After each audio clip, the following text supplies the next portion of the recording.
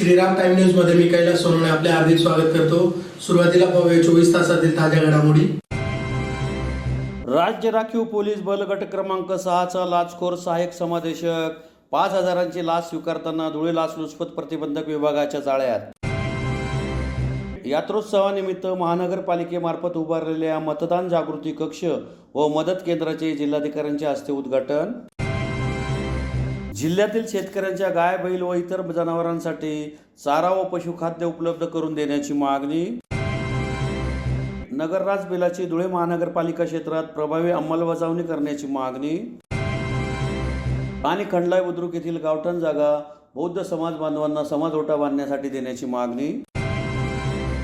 आता बातमीपत्र विस्ताराने। तक्रारदार यांच्याकडून 5,000 रुपयांची लाच स्वीकारताना धुळे येथील राज्य राखीव पोलीस बल गट क्रमांक 6चे सहाय्यक समादेशक तथा पोलीस उपअधीक्षक चंद्रकांत पारसकर यास धुळे लाचलुचपत प्रतिबंधक विभागाच्या पथकाने रंगेहात पकडले आहे। यामुळे खळबळ उडाली आहे। राज्य राखीव पोलीस बल गट क्रमांक 6 धुळेचे सहाय्यक समादेशक तथा पोलीस उपअधीक्षक राज्य आपत्ती प्रतिसाद चंद्रकांत पारसकर यांना 5,000 रुपयांची लाच स्वीकारताना धुळे लाचलुचपत प्रतिबंधक विभागाच्या पथकाने रंगेहात पकडले आहे। या प्रकरणी त्यांच्या विरुद्ध देवपूर पश्चिम पोलीस ठाण्यात गुन्हा दाखल करण्यात आला आहे। यामुळे खळबळ उडाली आहे। याबाबत अधिक माहिती अशी की तक्रारदार हे राज्य राखीव पोलीस बल गट क्रमांक 6 अंतर्गत महाराष्ट्र राज्य आपत्ती प्रतिसाद दल धुळे येथे नर्सिंग ऑफिसर या पदावर कार्यरत आहेत। दलातील तक्रारदार व त्यांच्यासोबत इतर 5 महिला नर्सिंग ऑफिसर असे 14 व 15 एप्रिल रोजी कर्तव्यावर गैरहजर राहिले असल्याने सहाय्यक समादेशक तथा पोलीस उपअधीक्षक चंद्रकांत पारसकर यांनी त्यांच्याकडून गैरहजेरीबाबत खुलासा घेतला होता। त्यानंतर चंद्रकांत पारसकर यांनी तक्रारदार यांना बोलावून घेऊन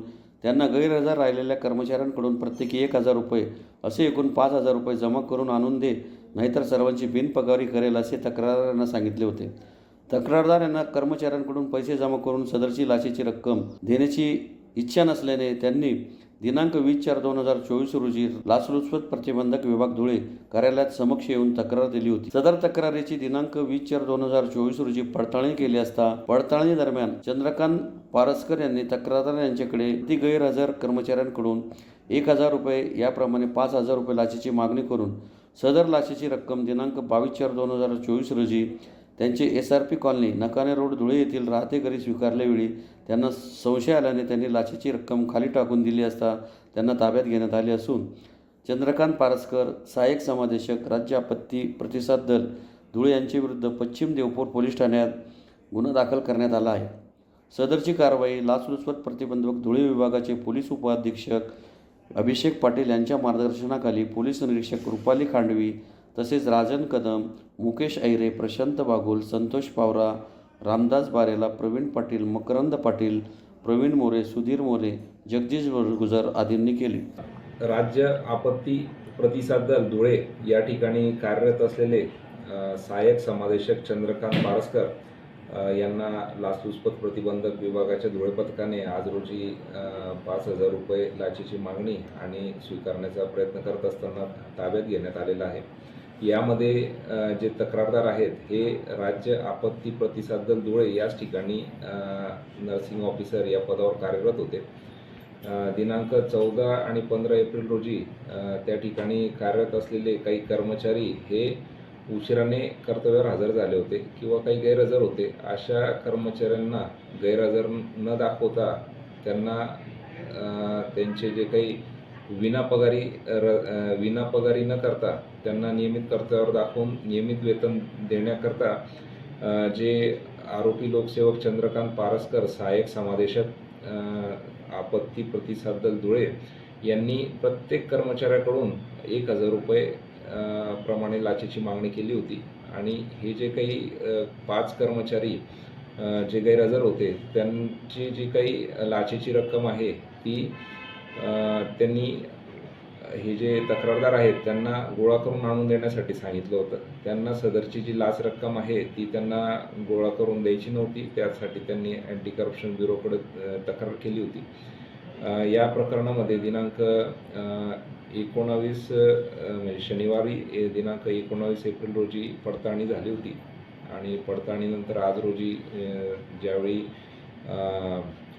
आरोपी लोकसेवक हे घरी होते आणि त्यांनी त्या तक्रारदाराला त्या ठिकाणी लाचेची रक्कम घेऊन बोलवलं, त्यावेळी जे लाचेची रक्कम देतेवेळी त्यांना संशय आल्यामुळे त्यांनी लाचेची रक्कम खाली टाकली आणि अशाच वेळी पथकाने ती रक्कम हस्तगत करून जे आरोपी लोकसेवक आहेत त्यांना ताब्यात देखील घेण्यात आलेलं आहे आणि त्यांच्या विरुद्ध भ्रष्टाचार प्रतिबंधक अधिनियमचे कलम 7 प्रमाणे गुन्हा दाखल करण्याकरता पश्चिम देवपूर पोलीस स्टेशन येथे पुढची प्रक्रिया आम्ही करत आहोत.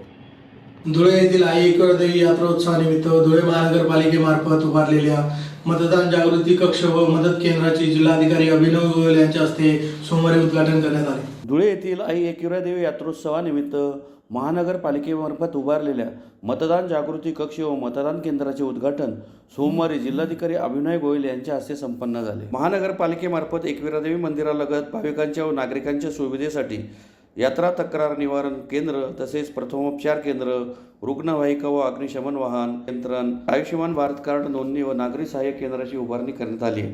तसेच लोकसभा सार्वत्रिक निवडणुकीच्या पार्श्वभूमीवर जिल्ह्यातील मतदानाची टक्केवारी वाढावी व लोकांसाठी जनजागृती व्हावी या दृष्टिकोनातून मतदान जागृती केंद्र ही उभारण्यात आले आहे. त्यात LED स्क्रीनद्वारे मतदान जागृतीचे संदेश व माहिती प्रसारित करण्यात येणार आहे. तसेच QR कोडद्वारे आपला मतदारसंघ, नाव, मतदान केंद्र याबाबत माहिती जाणून घेता येणार आहे. तसेच सेल्फी पॉईंटद्वारे मतदान जनजागृती मोहिमेत सहभागी होता येणार आहे. सोमवारी झालेल्या उद्घाटन प्रसंगी उपस्थित मान्यवरांचे स्वागत आयुक्त अमिता दगडे पाटील व उपायुक्त डॉक्टर संगीता नांदुरकर यांच्या हस्ते करण्यात आले. कार्यक्रमाचे सूत्रसंचालन वाहिद अली अन्सारी यांनी केले. मान्यवरांनी श्री आदिशक्ती एकविरादेवी माता मंदिरात मनोभावे दर्शन घेऊन व शहराच्या शांतता व सामाजिक ऐक्यासाठी प्रार्थना केली. या प्रसंगी मनपा आयुक्त अमिता दगडे पाटील, जिल्हा पोलीस अधीक्षक श्रीकांत देवरे, स्वीप अधिकारी तथा उपजिल्हाधिकारी संजय बागडे, उपायुक्त डॉक्टर संगीता नांदुरकर, देवपूर पोलीस ठाण्याचे पोलीस निरीक्षक धनंजय पाटील, धुळे जिल्हा मराठी पत्रकार संघाचे अध्यक्ष यशवंत हारणे, एकविरादेवी मंदिर ट्रस्टचे सोमनाथ गुरव यांच्यासह कार्यकारी अभियंता नवनीत सोनवणे, वैद्यकीय अधिकारी डॉक्टर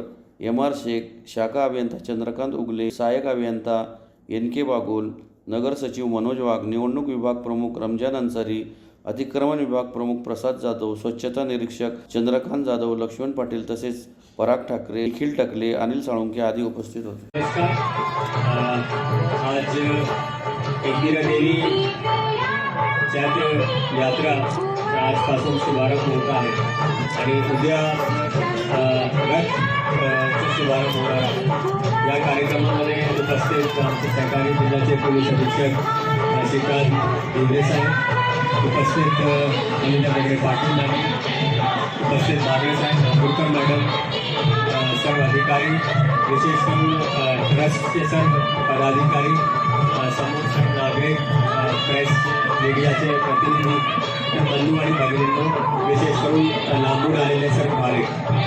आपल्याला हे जे महिना आहे, पावन महिना आहे, आपण खूप काही प्रत्येक धर्माचे आपल्याकडे सण साजरा होत आहे. अगोदर ईद होती, मग आंबेडकर जयंती होती, मग काल महावीर जयंती होती, रामनवमी होती, उद्या आपला हनुमान जयंती आहे आणि आजपासून आपला देवीची यात्रा सुरू होत आहे. आणि सर्व धर्माचे सर्व नागरिकांना मी या पावन महिना निमित्त शुभेच्छा देतो. विशेष करून आपल्याला माहीत आहे की निवडणूक आयोगाची सूचनाप्रमाणे आपल्या देशभरात निवडणूक जाहीर झालेली आहे आणि यावेळच्या आयोगाचा एक घोषवाक्य आहे की आपलं जास्तीत जास्त मतदारांनी केलं पाहिजे. आपण आपला जे हक्क आहे, मानवी हक्क आपल्याला जे दिलेला आहे घटनाने, ते आपल्याला बजवायचे. म्हणून नागरिकांना आपण विनंती करतोय आणि त्यांना प्रोत्साहन देण्यासाठी एकविरादेवीच्या या परिसरात, पावन परिसरात आपण मतदान जनजागृतीचे काही सेल्फी पॉईंट्स आणि जे लाईव्ह टेलिकास्ट होत आहे त्याच्यामध्येही आपण काही यूथ आयकन्स, नॅशनल आयकन्स आणि इतर जनजागृतीचे काही मटेरियल पाठवणार आहोत, ठेवणार आहोत. त्याचबरोबर इथे एक QR कोड लावलेला आहे. म्हणजे ते QR कोड असा आहे की त्याला जर आपण मोबाईलमध्ये स्कॅन केला तर तुमच्या मतदार यादीमध्ये कुठला क्रमांक आहे, तुमचा एपिक नंबर काय आहे ते तुम्हाला कळून जाईल, जेणेकरून तुम्हालाही सोयीस्कर पद्धतीने समजणार. म्हणून या प्रकारची जनजागृती आपण या निमित्ताने करतो. विशेष करून धुळे शहराची गोष्ट पाहिली, धुळे जिल्ह्याची गोष्ट पाहिली तर मागच्या निवडणुकीमध्ये आपल्या मतदानाचा टक्का कमी होता. म्हणून ते वाढवण्याचा विशेष प्रयत्न निवडणूक प्रशासन करत आहे, पूर्ण प्रशासन करत आहे. म्हणून आपण एक घोषवाक्य या वर्षी केलेलं आहे की वोट कर धुलेकर, म्हणजे धुळेकरांनी बाहेर निघून 100% मतदान करायचे. आपले जे मतदानाचा दिनांक आहे तो आहे 20 मई 2024. म्हणून 20 मई 2024 या दिवशी प्रत्येक नागरिकांनी बाहेर येऊन वोटिंग करायचे असं मी जिल्हाधिकारी म्हणून आणि पूर्ण प्रशासनाच्या वतीने सर्वांना आवाहन करतो. परत सर्व जे भाविक आहे नागरिक आहे त्यांना मी एकविरा देवीची यात्रा निमित्त शुभेच्छा देतो. थांबतो. जय हिंद, जय महाराष्ट्र. धुळे जिल्ह्यातील शेतकऱ्यांच्या गाय, बैल व इतर जनावरांसाठी चारा व पशुखाद्य उपलब्ध करून द्यावे यासह विविध मागण्यांसाठी शेतकऱ्यांतर्फे जिल्हाधिकारी कार्यालयासमोर निदर्शने करीत निवेदन देण्यात आले. धुळे जिल्ह्यातील शेतकऱ्यांना गाय, बैल व इतर जनावरे यांच्यासाठी चारा व पशुखाद्य उपलब्ध करून द्यावे यासह विविध मागण्यांसाठी ईश्वर पाटील व शेतकऱ्यांतर्फे जिल्हाधिकारी कार्यालयासमोर निदर्शने करीत निवेदन देण्यात आले आहे. निवेदनात म्हटले आहे की धुळे जिल्ह्यातील लोकसभा निवडणुकीचा रणसंग्राम सुरू झाला असताना शेतकरी आणि त्यांचे प्रश्न आचारसंहितेमुळे दुर्लक्षित झाले आहेत. नापिकी, हवामान बदलाचा शेतीवर होणारा परिणाम, शेतीमालाचे पडते भाव, रासायनिक खतांचा वाढता वापर, पाण्याचे दुर्भिक्ष असे अनेक प्रश्न शेतकऱ्यांपुढे आहेत. यंदा दुष्काळाची दाहकता वाढली आहे, त्यामुळे चाऱ्याचा आणि पाण्याचा प्रश्न बिकट होत आहे. कापूस, कांदा, सोयाबीन व इतर शेती उत्पादित माल यांचा उत्पादन खर्च वाढला आहे. शेतकऱ्यांचा कर्जबाजारीपणा वाढत आहे. त्यातून येणारे नैराश्य, शेतकऱ्यांच्या आत्महत्याही वाढत आहेत. पिकांचे नुकसान झाल्यानंतर विमा कंपन्यांनी नुकसान भरपाई देण्याची तयारी होत नाही. आदर्श आचारसंहितेमुळे लोकप्रतिनिधी, अधिकारी यांच्याकडे न्याय मागण्यासाठी जनतेने जाऊ नये का? आचारसंहितेचे कारण दाखवून शासनाने जनतेचा भारतीय संविधानानुसार मूलभूत अधिकारपासून लांब ठेवण्याचे कारण आहे का? एकीकडे राजकीय पक्ष लाखोंची सभा घेऊन त्यांच्यामध्ये जनतेला भूलथापा मारून खोटे आश्वासन देत आहेत. त्यांच्यावर शासकीय अधिकारानुसार आचारसंहिता भंग होत नाही का? शेतकऱ्यांच्या प्रश्नावर आवाज उठवला एका रात्रीतून पोलीस यंत्रणा, महसूल यंत्रणा जागी होऊन कामाला लागते. दैनंदिन जीवनात शेतकऱ्यांप्रती, पशुप्राणी व जैवविविधते वाचवण्याचा प्रयत्न करणाऱ्यांना आचारसंहितेचा धाक दाखवून दाबण्याचा प्रयत्न केला जात आहे. भारत हा लोकशाही देश असून लोकांनी लोकांसाठी चालवलेले राज्य म्हणजे लोकशाही आहे असा समज झालेला आहे. पण प्रत्यक्षात सत्तेवर बसलेले राजकीय नेते, लोकप्रतिनिधी हेच देश चालवत आहेत असा मला जनतेचा अनुभव येत आहे. शेतकरी हा शेतीचा मालक होता. अन्नधान्य उत्पादन करतो. अन्न हेच मानवी शरीर पोषणाचे मुख्य कारण आहे. म्हणून त्याला जगाचा पोशिंदा ही उपाधी दिली जाते. पण आज तोच पोशिंदा या काळात जगणे हरवलेला आहे. जगण्याचा विश्वास गमावलेला आहे. त्याला जगण्याची कुवत राहिलेली नाही. म्हणून ऐनकेन प्रकारे जीवन संपवितो, प्राणत्याग करतो. आपण आत्महत्या म्हणतो. स्वतःने स्वतःची हत्या केली म्हणून आत्महत्या म्हणतो. मानवी जीवन सुकर होण्यासाठी त्याला शेती, पाणी, वीज, बी बियाणे, खते शासनाच्या धोरणानुसार नियंत्रणाच्या माध्यमातून लादली जात आहेत असे निवेदनात म्हटले आहे. यावेळी ईश्वर पाटील, पुंजू पाटील, राजेश पाटील, शिवाजी बैसाने आदी उपस्थित होते. आम्ही धुळे जिल्ह्यातील शेतकरी जमलेलो आहोत. धुळे जिल्ह्यातील शेतकऱ्यांना गाय, बैल, म्हैस व इतर पशुप्राण्यांसाठी शासनाने चारा व पाणी उपलब्ध करून देणे व पशुखाद्य पण उपलब्ध करून द्यायला पाहिजे. आपल्या धुळे जिल्ह्यातील पीक विमा जो मंजूर झालेला आहे सांगतायत, ते पीक विम्याचे पैसे त्वरित शेतकऱ्यांच्या खात्यावर जमा व्हायला पाहिजे. दुसरी गोष्ट, दुष्काळी परिस्थितीत जैवविविधता टिकवण्यासाठी सामाजिक वनीकरण व गायरान जे आपण म्हणतो त्या गायरान सामाजिक वनीकरणात शासनाने पशुप्राण्यांसाठी पाण्याची सोय उपलब्ध करून द्यायला पाहिजे. आज धुळे जिल्ह्यात दुष्काळ सजन्य परिस्थिती असताना आणि लोकसभेचे निवडणुकाच्या रणसंग्रामामध्ये शेतकऱ्यांची आठवण पडलेली आहे. येत्या काळात शेतकरी जर जिवंत असला पाहिजे तर त्यासाठी माननीय श्री जिल्हाधिकारी साहेबांना मी विनंती केली आहे की आपण या जिल्ह्याचे कर्तव्यनिष्ठ अधिकारी असून शेतकऱ्यांना न्याय देण्यासाठी तुम्ही आमचे हे प्रश्न मार्गी लावात एवढं आम्ही त्यांना विनंती केलेली आहे. 74व्या घटना दुरुस्तीनुसार नगरराज बिलाची धुळे महानगरपालिका क्षेत्रात प्रभावी अंमलबजावणी करावी अशी मागणी नगरराज बिल समर्थन मंचतर्फे महानगरपालिका आयुक्तांना निवेदनाद्वारे करण्यात आले. 74व्या घटना दुरुस्तीनुसार नगरराज बिलाची धुळे महानगरपालिका क्षेत्रात प्रभावी अंमलबजावणी करावी अशी मागणी नगरराज बिल समर्थन मंच धुळेतर्फे मनपा आयुक्तांना निवेदनाद्वारे करण्यात आली आहे. निवेदनात म्हटले आहे की नगरराज बिल समर्थन मंचच्या वतीने 2017 सालापासून 74व्या घटना दुरुस्तीनुसार नगरराज बिलाची अंमलबजावणी पालिका क्षेत्रात करावी यासाठी वेळोवेळी आपल्या कार्यालयास पत्र व्यवहार केलेला आहे. अनेक वेळेस शिष्टमंडळासह भेटी घेतलेल्या आहेत. मागील वर्षी म्हणजे 20 एप्रिल 2023 रोजी महानगरपालिका गेटवर सत्याग्रह आंदोलनही झाले होते. त्यावेळी उपायुक्त कापडणीस यांनी बिलाची अंमलबजावणी लवकरच करू असे आश्वासन दिले होते. यासाठी नंतरही अनेक वेळा आम्ही पाठपुरावा करीत आहोत. या बिलाच्या अंमलबजावणीमुळे पालिका क्षेत्रातील नागरिकांच्या लोकसहभाग मिळून स्थानिक पातळीवर नगरसेवक प्रशासकीय यंत्रणेला मोठा उपयोग होऊन विकास कामांमध्ये पारदर्शकता येण्यास उपयोग होणार आहे. म्हणून नगरराज बिलांतर्गत धुळे महानगरपालिका क्षेत्रात महापालिकेच्या 18 प्रकारच्या कामात लोकसहभाग मिळावा याकरिता प्रभाग समित्या व वार्ड समित्या गठीत कराव्यात. बिलाची प्रभावी अंमलबजावणी व्हावी. प्रभाग समित्यांमध्ये सामाजिक संस्थांचे प्रतिनिधी घेणे आवश्यक असतात, परंतु निवडणूक होऊन 5 वर्षे झाली तरी अद्याप घेतले गेलेले नाहीत. सामाजिक संस्थांचे प्रतिनिधी घ्यावेत. नगरराज बिलानुसार क्षेत्रसभांचे नियोजन करावे. नगरराज बिल समजून घेण्यासाठी नगरसेवकांचे एका दिवसाचे प्रशिक्षण कार्यक्रम आयोजित करावा. यासाठी तज्ज्ञ मार्गदर्शक म्हणून नगर स्वच्छ महाराष्ट्राची टीम आमंत्रित करावी आदी मागण्या करण्यात आल्या आहेत. यावेळी अविनाश पाटील, BA पाटील, रामदास जगताप, असलम मिर्झा, नाजनीन शेख आदी उपस्थित होते. धुळे महानगरपालिकेच्या अंतर्गत भारतीय संविधानातल्या 74व्या घटनादुरुस्तीनुसार जे नगरराज बिल तयार झालं आहे, कायदा पारित झाला आहे 2009ला, त्याच्या अंमलबजावणीचा पाठपुरावा आम्ही 2017पासून करतो आहे. धुळे महानगर नागरी संयोजन समिती याची नगरराज बिल समर्थन मंचाची धुळ्यामध्ये गठीत करण्यात आलेली आहे आणि त्याच्यामार्फत आधी राजकीय पक्षाच्या नेत्यांना, पदाधिकाऱ्यांना आणि नगरसेवकांना नगरराज बिल काय आहे आणि शहरी भागातला लोकसहभाग वाढायला पाहिजे आणि विकेंद्रित कार्यपद्धती विकसित झाली पाहिजे या हेतूने जे कायदा तयार झाला आहे याची अंमलबजावणी केली पाहिजे असं गेली 7 वर्षे आपण पाठपुरावा करतो आहे. परंतु धुळे महानगरपालिकेच्या महापौरांपासून तर आयुक्तांपर्यंत याच्याविषयीची जबाबदारीने अंमलबजावणी केली जात नाही, त्याची खंत आहे. म्हणून आज पुन्हा प्रशासक असलेल्या आणि आयुक्त असलेल्या अमिता दगडे पाटील मॅडम यांना भेटून शिष्टमंडळासह आम्ही नगरराज बिलाच्या बद्दलचा अंमलबजावणीचा आग्रह धरला आहे. आचारसंहिता लोकसभा निवडणुकीची आहे, त्यानंतर याच्या अंमलबजावणीबद्दल पुढाकार घेऊ आणि त्यापर्यंत या विषयाचा अभ्यास आणि पाठपुरावा करण्याविषयी आम्ही प्रयत्न करणार आहोत.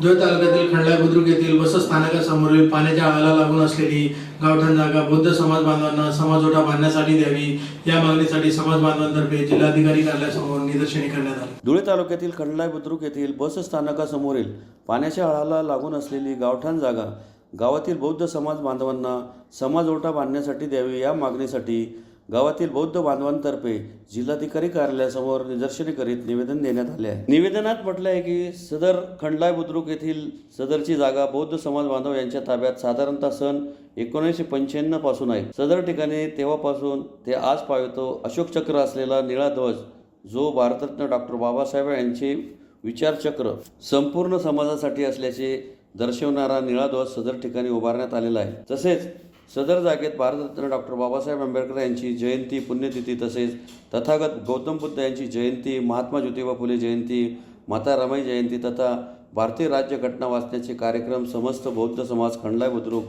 हे सदर ठिकाणी अव्याहतपणे कोणाच्याही कोणत्याही तक्रारीशिवाय दरवर्षी कार्यक्रम घेत असतात. सदरील गावठाण जागा ही दिनांक 26/1/2024 रोजीचे ग्रामसभेत ठराव नंबर 3-1 सभा नंबर 5 सन 2023-24 हजर सभासद 119 वेळ सकाळी 10 वाजता समस्त बौद्ध बांधव यांना सरपंच यांची अध्यक्षतेखाली वरील विषयातील नमूद जागेवर समाजओटा बांधकाम करण्यास गावाची काही एक हरकत नाही असे सर्वानुमते ठरले व ठरावास मान्यता व मंजुरी देण्यात आलेली आहे. तसेच ग्रामपंचायत खंडलाय बुद्रुक येथील ग्रामसेवक व सरपंच यांनी दिनांक 22/2/2024 रोजी सदरील समाजओटा बांधकाम करण्यास ना हरकत दाखला देखील दिलेला आहे. तरी खंडलाय बुद्रुक येथील बस स्थानकासमोरील पाणी आळाला लागून असलेली गावठाण जागा 30x22 फूट ही जागा गावातील बौद्ध समाज बांधव यांना समाजओटा बांधण्यासाठी मिळावी अशी मागणी करण्यात आली. यावेळी जुलाल नगराळे, युवराज नगराळे, आत्माराम नगराळे, शालिकराम नगराळे, संतोष नगराळे, बेबीबाई नगराळे, सुनंदा नगराळे, माया नगराळे,